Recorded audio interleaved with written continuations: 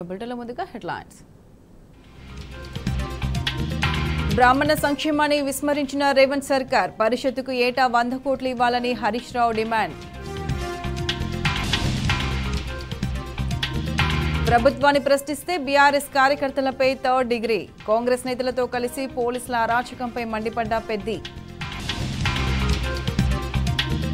మహబూబ్ నగర్ కలెక్టరేట్ను ముట్టడించిన విద్యార్థులు, పెండింగ్ స్కాలర్షిప్లు, fee reimbursement ఇవ్వాలని డిమాండ్. జనగామ జిల్లా వనపర్తిలో కరెంటు పోల్పై ప్రైవేట్ హెల్పర్ మృతి, విద్యుత్ అధికారులకు దేహశుద్ధి చేసిన ప్రజలు. సూర్యాపేటలో గంజాయి బ్యాచ్ అరాచకం, 4 కలిసి యువకుడిపై దాడి, అడ్డొచ్చిన వారిపై వీరంగం. విప్రచిత్త అలంకారంలో వరంగల్ భద్రకాళి అమ్మవారు, సాయంత్రం మహా విద్యేశ్వరిగా భక్తులకు దర్శనం.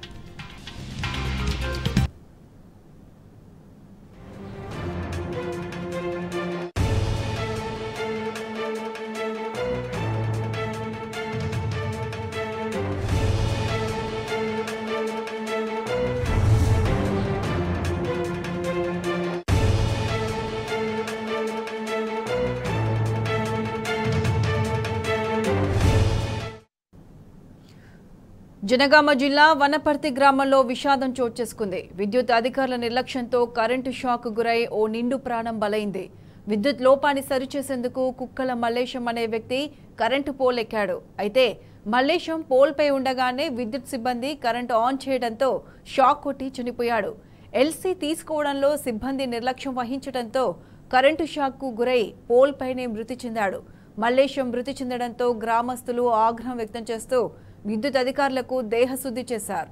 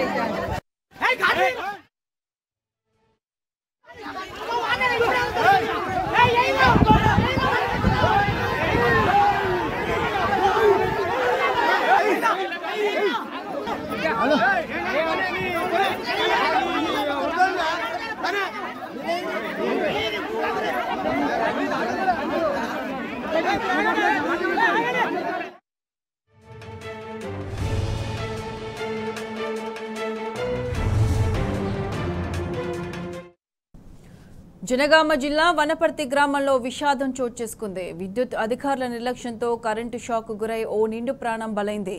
విద్యుత్ లోపాన్ని సరిచేసేందుకు కుక్కల మల్లేశం అనే వ్యక్తి కరెంటు పోల్ ఎక్కాడు. అయితే మల్లేశం పోల్పై ఉండగానే విద్యుత్ సిబ్బంది కరెంటు ఆన్ చేయడంతో షాక్ కొట్టి చనిపోయాడు. ఎల్సీ తీసుకోవడంలో సిబ్బంది నిర్లక్ష్యం వహించడంతో కరెంటు షాక్కు గురై పోల్పైనే మృతి చెందాడు. మల్లేశం మృతి చెందడంతో గ్రామస్తులు ఆగ్రహం వ్యక్తం చేస్తూ విద్యుత్ అధికారులను దేహశుద్ధి చేశారు.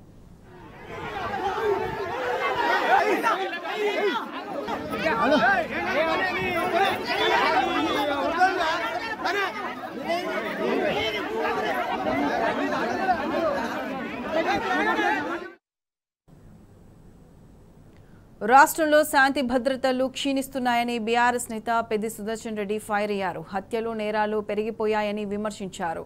విపక్ష కార్యకర్తలపై పోలీసుల వేధింపులు రెట్టింపయ్యాయని మండిపడ్డారు. మా కార్యకర్తలపై కేసులు, మా నాయకులను చేర్చుకోవడమే ప్రజాపాలన అని ప్రశ్నించారు. సోషల్ మీడియాలో పోస్టులు పెట్టినా 3rd డిగ్రీ ప్రయోగిస్తున్నారు. మేం బరాబర్ ప్రశ్నిస్తాం, మా కార్యకర్తలకు అండగా ఉంటామని కాంగ్రెస్ ని హెచ్చరించారు పెద్ది సుదర్శన్ రెడ్డి. కార్యకర్తల పట్ల కూడా పోలీసుల వేధింపులు రెట్టింపైనాయి. సోషల్ మీడియాలో పోస్టులు పెడితే కూడా 3rd డిగ్రీ ప్రయోగిస్తున్నటువంటి పోలీస్ అధికారులు, పాలకులు, ఈ జిల్లా మంత్రులు ఒకసారి ఆత్మవిమర్శ చేసుకోవాలి. ఒక విచిత్రమైనటువంటి, ఒక ఉన్మాదపూరితమైనటువంటి అండ్రెస్ట్ అనేది ఈరోజు తెలంగాణ సమాజంలో వచ్చింది. వరంగల్ జిల్లాలో, పాత జిల్లాలో కూడా వచ్చింది. ముఖ్యంగా యువత పెడదోవ పడుతున్నారు. ఎవరెవరి ప్రాంతంలో లా అండ్ ఆర్డర్ ఫెయిల్ అయిందో సమీక్ష చేయాల్సినటువంటి బాధ్యులు హోంమంత్రి గారు. ఇలా హోంమంత్రి లేకపోవడం దురదృష్టకరం తెలంగాణ రాష్ట్రానికి. అది సీఎం గారి దగ్గర, రేవంత్ రెడ్డి గారి దగ్గర శాఖ ఉన్నది. వరంగల్ నగరానికి టఫెడ్కో కింద 200 కోట్ల రూపాయల నిధులు వచ్చినాయి. ఎక్కడ కూడా పనుల పురోగతి లేదు. పైసా వచ్చిందా ఉమ్మడి వరంగల్ జిల్లా? కేవలం మా పార్టీ కార్యకర్తల పైన వేధింపులు, మా శాసనసభ్యులో లేదా మా ఎమ్మెల్సీలో చేరాలనేటువంటి ప్రత్యేకమైన ఆకర్షణ పథకాలు. ఇదేనా ప్రజాపాలన? ఏ గ్రామానికి ఏ హామీ అయితే ఇచ్చిందో ఆ హామీల పట్ల సోషల్ మీడియాలో కానీ ప్రెస్ మీట్ల ద్వారా కానీ బరాబరి మా పార్టీ కార్యకర్తలు, మా అభిమానులు ఇక నుంచి ప్రశ్నల వర్షం కురిపిస్తాం. అక్కడ ఉమ్మడి వరంగల్ జిల్లా పార్టీ మొత్తం మా కార్యకర్తలకు అండగా రాత్రింబవలు లెక్క చేయకుండా మా కార్యకర్తలను కాపాడుతాం. గ్రామాలలో కొత్త కొత్త సమస్యలు తీసుకొస్తున్నారు కాంగ్రెస్ పార్టీ వాళ్ళు. అదేవిధంగా కొంతమంది ఎమ్మెల్యేలు ఇటీవల అన్నారు అక్కడ బీకలేని వాళ్ళు ఇక్కడ బీకుతారా అని. ఇలా కుటుంబాలు చచ్చిపోతుంటే అధికార పార్టీ ఎమ్మెల్యేలు ఏం బీకుతున్నారు? కుటుంబాలను ఈ ప్రభుత్వంలో హత్యలు జరుగుతుంటే అధికార పార్టీ ఎమ్మెల్యేలు ఏం బీకుతున్నారు? వరంగల్ జిల్లాలో నర్సంపేటలో జరుగుతున్న ఘటనలు, మీ నియోజకవర్గాల్లో తీవ్రమైన ఘటనలు జరుగుతుంటే మీకు ఓట్లేసిన ప్రజలను మీరు కాపాడుకోకుండా ఏం బీకుతున్నారు? ఇప్పటికైనా ప్రశ్నకు ఆన్సర్ రావాల్సిన పద్ధతిలో వస్తుంది. మాట్లాడే ముందు జాగ్రత్తగా మాట్లాడాలని చెప్పి బీఆర్ఎస్ పార్టీ హెచ్చరిస్తా ఉన్నది. ప్రతిపక్ష పాత్ర పోషిస్తున్నటువంటి బీఆర్ఎస్ మీద కాంగ్రెస్ పార్టీ చేసేటువంటి కుట్రల కోణాన్ని ఇక నుంచి 24 గంటలు వాచ్ డాగ్లా ఉండి కార్యకర్తలను కాపాడుకోవడంలో క్రియాశీలకమైనటువంటి కార్యకర్తలను ప్రభుత్వంపై తిరుగుబాటు చేసే ఆలోచనలు కార్యకర్తలను అన్ని విధాలా సహకరించి ముందుకు తీసుకెళ్లడంలో బీఆర్ఎస్ పార్టీ ముందుకు పోతుందని చెప్పి తెలియజేస్తూ ముగిస్తున్నాను. Thank you. కాంగ్రెస్ పాలనలో రైతుల వరుస ఆత్మహత్యలు కొనసాగుతున్నాయి. తాజాగా మరో పేద రైతు ఆత్మహత్య యత్నానికి పాల్పడ్డాడు. కాంగ్రెస్ నాయకుడు వేధింపులు తాళలేక పురుగుల మందు తాగాడు. కుటుంబ సభ్యులు వెంటనే ఆయనను హైదరాబాద్లోని గాంధీకి తరలించడంతో ప్రాణాపాయం తప్పి మృత్యువుతో పోరాడుతున్నాడు బండి పెద్దోళ్ల కిష్టయ్య అనే రైతు. ఈ ఘటన గురువారం సిద్దిపేట జిల్లా గజ్వేల్ నియోజకవర్గం కొండపాక మండలం దమ్మకపల్లిలో జరిగింది.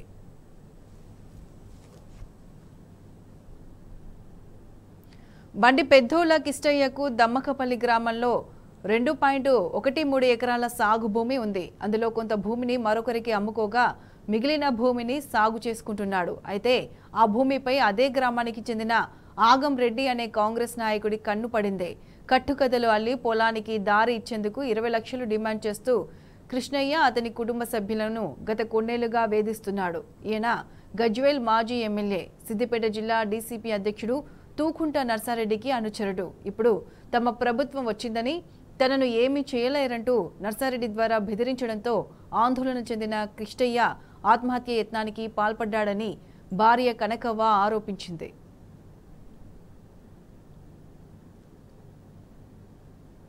ఇరవై రోజులుగా ఈ వేధింపులను భరించలేక మనస్తాపం చెందిన కిష్టయ్య గురువారం సాయంత్రం తన పొలం వద్ద పురుగుల మందు తాగాడు.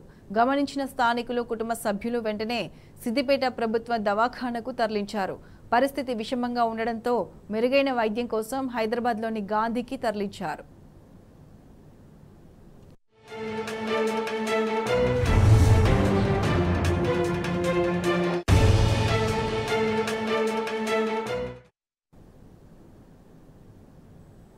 మేము టీపెన్ కట్టి జాగ ఒలిపించుకున్నాము. మేము ఇప్పటికి అది 105 ఏళ్ళు అవుతుందట మా తాత కొని. అది అట్లే ఉంది. ఇప్పుడు కొలిపించుకున్నాము. కొలిపించుకుంటే మొదలు ఎండల్లో కొలిపించినాం.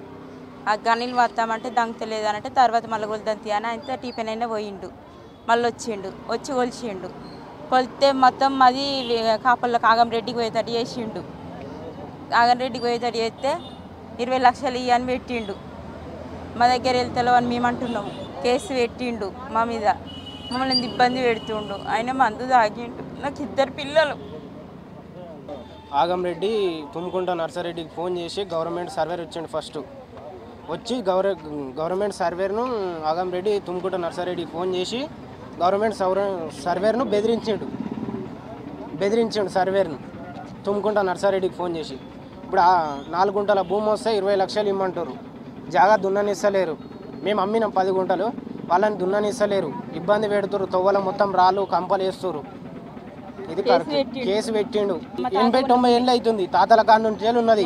ఆయన అమ్ముకున్నాడు, పోయినాక మధ్యలో గవర్నమెంట్ సర్వేను బెదిరించి ఇలా 20 లక్షలు ఇమ్మంటారు అని ఇట్లా చేస్తారు. మా భూమి మీదనే ఉన్నది, మేము 10 గుంటలు అమ్మినాం వేరే వాళ్ళకు. అది వాళ్ళని దున్ననిస్తలేడు, మమ్మల్ని ఓనిస్తలేడు. మేము తవ్వకి ఇన్ని పైసలు ఇచ్చేసినాం తవ్వకు. ఆ తవ్వలో రాళ్ళేస్తారు, కంపలేస్తారు. వాళ్ళకు మొత్తం మీద కేసు పెట్టారు. మొత్తం ఇట్లా చేసిండు. ఆయన ఆగంగానికి వాళ్ళే 2 కారకులు, తుమ్కుంట నర్సారెడ్డి, ఆగంరెడ్డి. ఇక మళ్ళీ గవర్నమెంట్ సర్వేర్, ఆయన పేరు మనకు తెలియదు. ఫస్ట్ గొలిచినప్పుడు మంచిగా గొలిచిండు, సెకండ్ గొలిచినాడు ఆగంరెడ్డి తుమ్కుంట నర్సారెడ్డికి ఆయన లైవ్లో కూతుంటుండు. నేను తుమ్కుంట నర్సారెడ్డికి ఫోన్ చేసి బెదిరించిన గవర్నమెంట్ సర్వేర్. ఆయన మా వాళ్ళు డీడీ కట్టుకుంటే మా వాళ్ళకు ఫామ్ రాక ఆయనకు వచ్చింది పానీలు పంచనామా రిపోర్టు. మాకు రావాలా, మేము కట్టుకుంటే ఆయనకు వచ్చింది ఆగంరెడ్డికి. అట్లెట్లా వస్తుంది? మేము 8,000 పెట్టి మేము మళ్ళీ తెచ్చుకున్నాం గజ్వేల్ పోయి. ఇట్లా చేస్తారు మొత్తం ఆగంరెడ్డి. ఇట్లా రాష్ట్ర ప్రభుత్వం తీరుపై విద్యుత్ ఉద్యోగులు మండిపడ్డారు. ఓల్డ్ సిటీ విద్యుత్ వ్యవస్థను అదానికి అప్పగింతపై నిరసన వ్యక్తం చేస్తూ విద్యుత్ ఉద్యోగులు ఎస్పీడీసీఎల్ ప్రధాన కార్యాలయం ముందు ధర్నా చేపట్టారు. దావోస్ ఢిల్లీలో సీఎం రేవంత్ రెడ్డి అదానీ కంపెనీ ప్రతినిధుల మధ్య జరిగిన ఒప్పందమేంటో బయటపెట్టాలంటూ ఆగ్రహం వ్యక్తం చేశారు. 4 కోట్ల ప్రజల ఆస్తికి అదానికి అంబానీకి ఇస్తామంటే చూస్తూ ఊరుకోమని హెచ్చరించారు.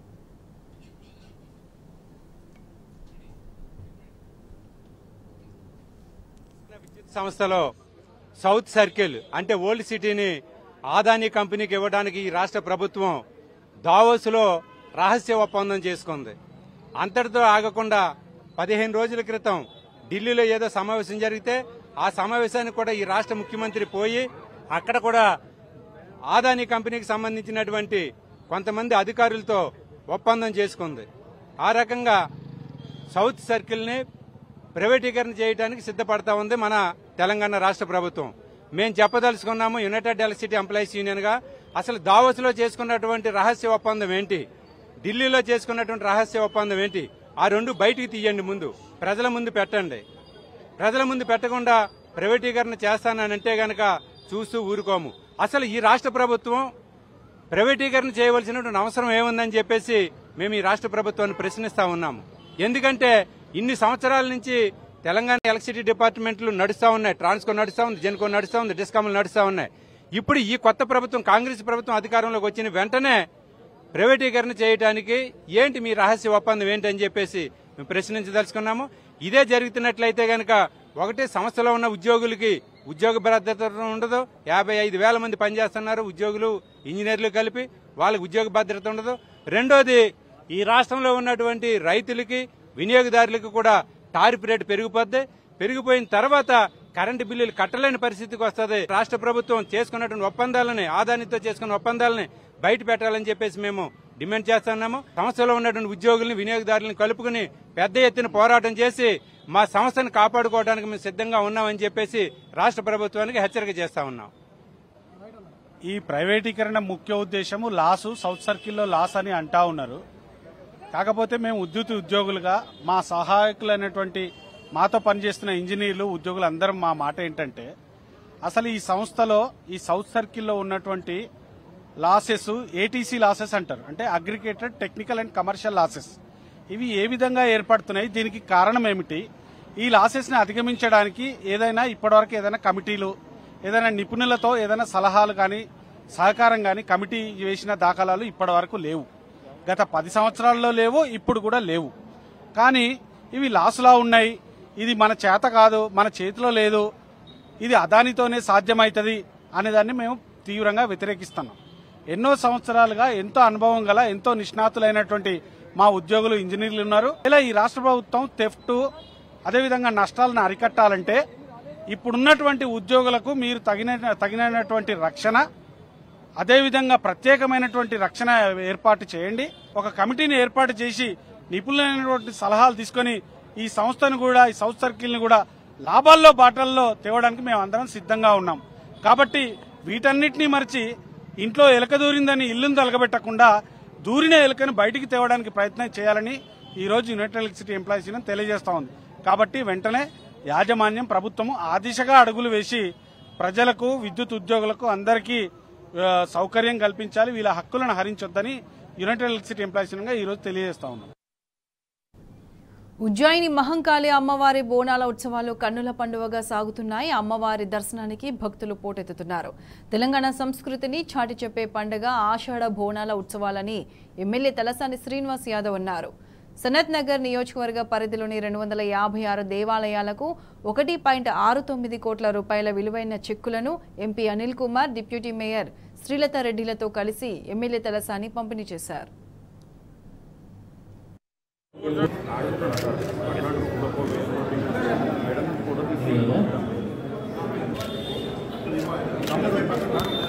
రక్త మైసమ్మ టెంపుల్ బల్కంపేట్, గడ్డి మైసమ్మ టెంపుల్ బల్కంపేట్, మారుతినిధి కనకదుర్గమ్మ దేవాలయం,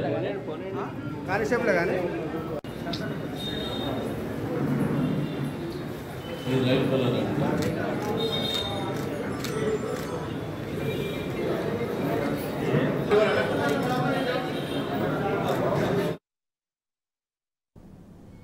రైతు భరోసా అమలుపై రాష్ట్రంలో అనేక సందేహాలు వ్యక్తమవుతున్నాయి.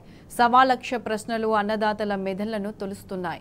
కౌలు రైతులంటూ కలవరిస్తున్న సీఎం రేవంత్ రెడ్డిది ఉత్త కొంగజపమేనా, లేదంటే వాళ్లకు నిజంగానే లబ్ధి చేస్తాడా అన్నదిప్పుడు బిలియన్స్ డాలర్ల క్వశ్చన్.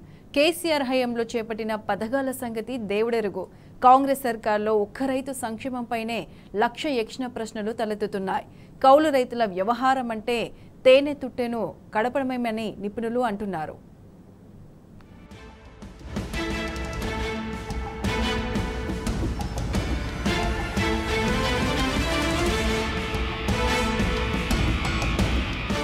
కాంగ్రెస్ ప్రభుత్వం ఆశపెట్టిన రైతు భరోసా పథకం ఆరుగాలం శ్రమించే అన్నదాతల మెదళ్లను తొలిచేస్తుంది. ఇంకా కౌలు రైతుల పరిస్థితి అయితే చెప్పనక్కర్లేదు. రైతు భరోసా ఒక్కటే కానీ తలెత్తుతున్న ప్రశ్నలు కోకొల్లలు. కౌలు రైతు అంటే ఎవరు? ప్రభుత్వం ఎలాంటి నిర్వచనం ఇస్తుంది? ఎలాంటి అర్హత పత్రాలు నిరూపించుకోవాలి? రేవంత్ సర్కార్ రైతు భరోసా వర్తించడానికి ఎలాంటి మార్గదర్శకాలు పెడుతుంది? చట్టం ఏమైనా చేస్తుందా? ప్రభుత్వ విధి విధానాలకు అనుగుణంగా భూ యజమాని రైతుకు అగ్రిమెంట్ ఇస్తారా? ఒకవేళ అలా ఒప్పంద పత్రం ఇస్తే ల్యాండ్ ఓనర్ కు చట్టపరమైన చిక్కులు తలెత్తవా? ఆ అగ్రిమెంట్ ను పట్టుకొని కౌలు రైతు భూమి తనదే అంటూ కోర్టుకెక్కితే పరిస్థితి ఏంటి? లేదా ఎలాగూ రైతు భరోసా వస్తుంది కదా అని భూ యజమాని లీజు ధరలు పెంచితే ఎలా? అలా లబ్ధి పొందిన మొత్తాన్ని భూ యజమాని కాజేస్తే అంతిమంగా కౌలు రైతులకు ఒరిగేదేమిటి? ఇలా ఒకటా రెండా? అనేక ప్రశ్నలు అన్నదాతలను ఆగమాగం చేస్తున్నాయి.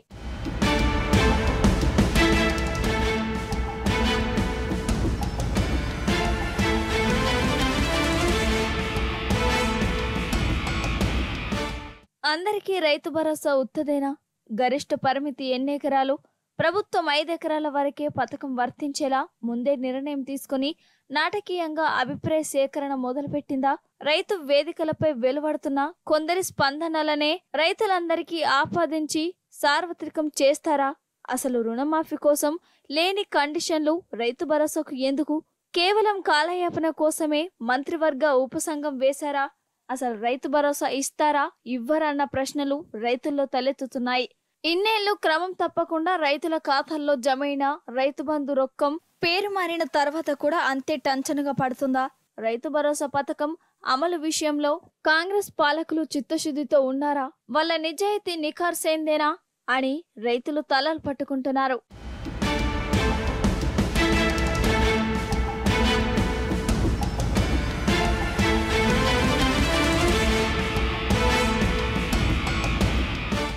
ఇక పంట రుణమాఫీ పరిస్థితి ఏమిటి అనే సందేహాలు తలెత్తుతున్నాయి.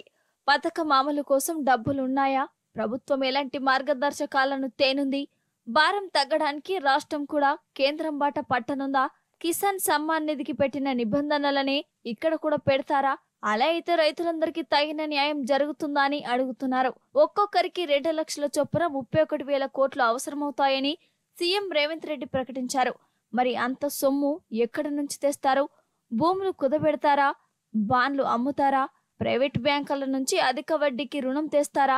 ఆగస్టు 15లోగా రైతు రుణమాఫీ సాధ్యమేనా అని అడుగుతున్నారు.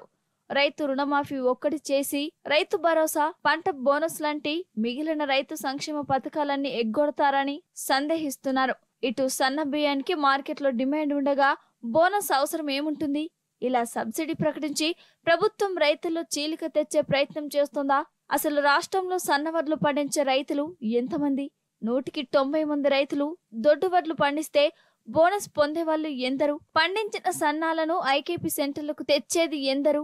దొడ్డు వడ్లకు సబ్సిడీ ఇవ్వక సన్నవడ్లు కొనుగోలు కేంద్రాలకు రాక ఇక సబ్సిడీ ఎవరి కోసం అని రైతులు నిలదీస్తున్నారు. ఇలా కోటి ప్రశ్నలు రైతుల మెదళ్లను తొలుస్తున్నాయి.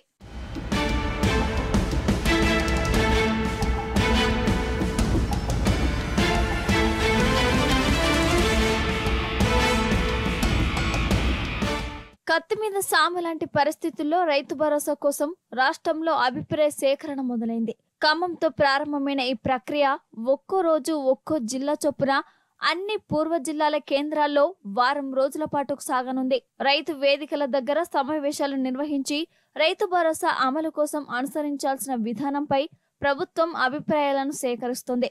ఇక కౌలు రైతులను రైతు భరోసా పథకం పరిధిలోకి తేవాలంటే ప్రభుత్వం తల ప్రాణం తోకలోకి రావటం ఖాయమని విశ్లేషకుల ఊహ. అదసలు పరిష్కారం లేని సమస్య. కౌలు రైతుల వ్యవహారాన్ని కదపడం అంటే తేనె తుట్టెను కదపడమే అన్న అభిప్రాయాలు వ్యక్తమవుతున్నాయి.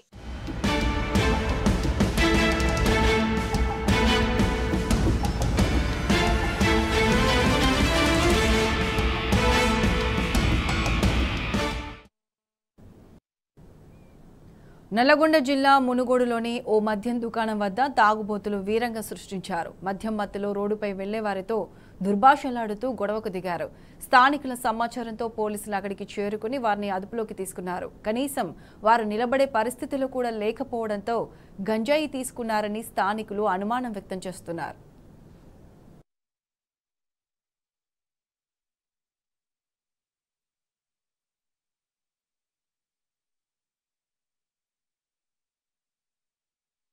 నల్లగొండ జిల్లా మునుగోడులోని ఓ మద్యం దుకాణం వద్ద తాగుబోతులు వీరంగా సృష్టించారు.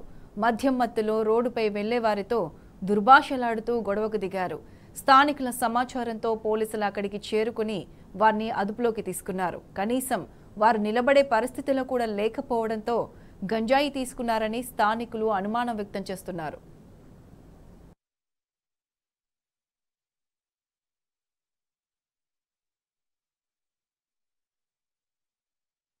నిర్మల్ జిల్లా కేంద్రంలో అర్ధరాత్రి దొంగలు హల్చల్ చేశారు.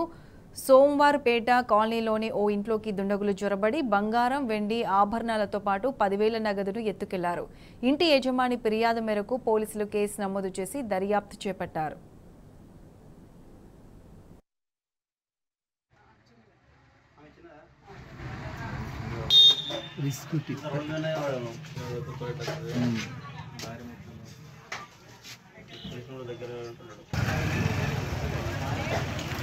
నా పేరు సుజాత.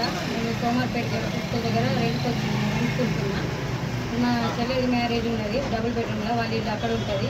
అయితే నైట్ అంతా మేము 9:30కి ఇక్కడ పోయినాం. పొద్దున మా బాబు ఇక్కడ పనిచేసారు, డ్రింకింగ్ వాటర్. పొద్దున 9 గంటలకు వచ్చి ఊరిస్తే తాళం బలగట్టినట్టు ఉన్నది. అందరు తలుపు తెరబెట్టి నాకు ఎమర్జెన్సీ నాకు ఫోన్ చేసింది. నేను వచ్చేసరికి తలుపు బలగొట్టి వంట గిన్నె బిల్లులకి 10,000 ఏం లేదు. ఇవి bulletin updates. Keep watching tea news.